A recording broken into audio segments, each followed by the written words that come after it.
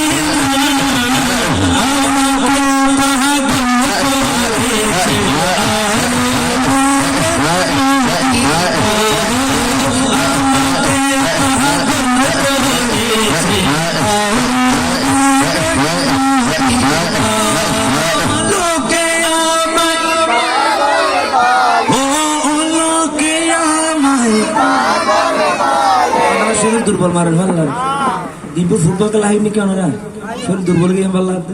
আচ্ছা যাই হোক, ভিতর অন্তর রসুলের মহব্বত তাইলে তারা হঠাৎ দুর্বল হয় নাকি? আর রসুলের বাকর শান এই যে আরা যা গায় এই ইনকি নরম না গরম, তো গরম হইলে আমরা তাওয়াজ বেরলে নবন একটু মহব্বতের আওয়াজ দিবেন, লোকে আমায় প্রমাণে যে বনরাজ আশেক রসুল এক মাহফিলের মধ্যে আশেক রসুল একজনই যথেষ্ট, ঠিক কিনা? আর কোন বেগুন বন্ড মনে করে যাবেন অপর আর কোন বেগুন কি আশেক রসুল একজনই যথেষ্ট, আর কোনো তখন নাই। আর যদি বেগুন আশেক রসুল তাহলে তার কথা নেই, ঠিক কিনা? একটু মহব্বতের আওয়াজ হবেন,